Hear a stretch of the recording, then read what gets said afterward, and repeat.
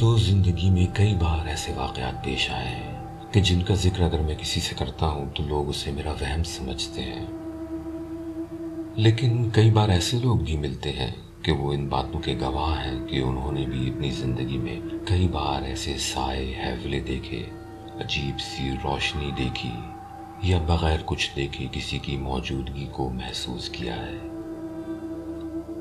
میں دارجلنگ میں پلا بڑھا ہوں۔ یہاں اونچی دھند میں چھپی ہوئی چٹانوں اور ان پر پراسرار جنگلات کی بہت کہانیاں سنی ہیں، اور جب میں خود ان علاقوں میں گیا تو مجھے اقرار کرنا پڑا کہ واقعی وہاں جو بھی جائے گا اس کے ساتھ کسی نہ کسی پراسرار اندیکھی مخلوق سے ضرور واسطہ پڑے گا۔ ایسا نہیں ہے کہ وہ پہاڑیاں سنسان ہیں، وہاں پر کئی قدیم گاؤں آباد ہیں، اور میں جو قصہ آپ کو بتانے جا رہا ہوں یہ انہی چٹانوں کے ایک گاؤں کے شخص کی آپ بیتی ہے۔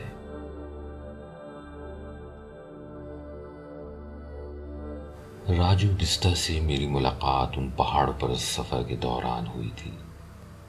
راجو نے بچپن سے ہی ان جنگلات میں پراسرار مخلوقات کو محسوس کیا تھا، اور اس کے اندر ان مخلوقات کو جاننے کا شوق تھا، جس کے لیے اس کو کبھی بھی کسی پیرانارمل سائٹ کا معلوم ہوتا وہ ادھر جا کر محسوس کرنے کی کوشش کرتا۔ صرف یہی نہیں، اس نے کئی بار ایسی جگہوں پر اکیلے رات بھی گزاری، لیکن سوائے کسی کی حقیقی موجودگی کے اس کو کچھ نہیں دکھا۔ ہمیشہ سے اس نے مورگن ہاؤس کے بارے میں سن رکھا تھا، اور اب وہ اس عمر میں آ چکا تھا کہ گھر سے دور اکیلا سفر کر سکے۔ اس نے اپنے دوستوں کے ساتھ مورگن ہاؤس جانے کا پلان کیا۔ مورگن ہاؤس برٹش دور کی باقیات میں سے ہے۔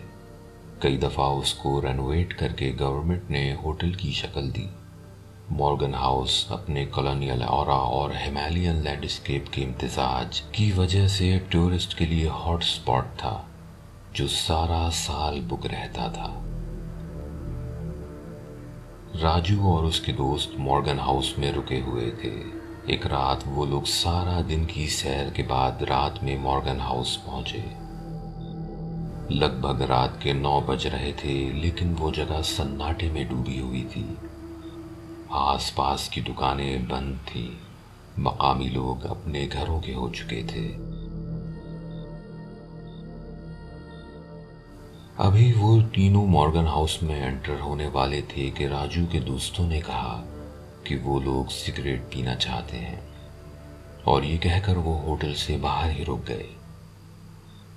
راجو چونکہ اسموکنگ نہیں کرتا تھا اور بہت تھکا ہوا تھا، تو وہ ان دونوں کو وہیں چھوڑ کر ہوٹل کی طرف بڑھ گیا۔ وہ سیڑھیوں سے فرسٹ فلور پر پہنچا تو کوریڈور میں ایسا سناٹا تھا کہ جیسے ہوٹل بالکل خالی ہو، حالانکہ ہوٹل کا کوئی بھی روم خالی نہیں تھا۔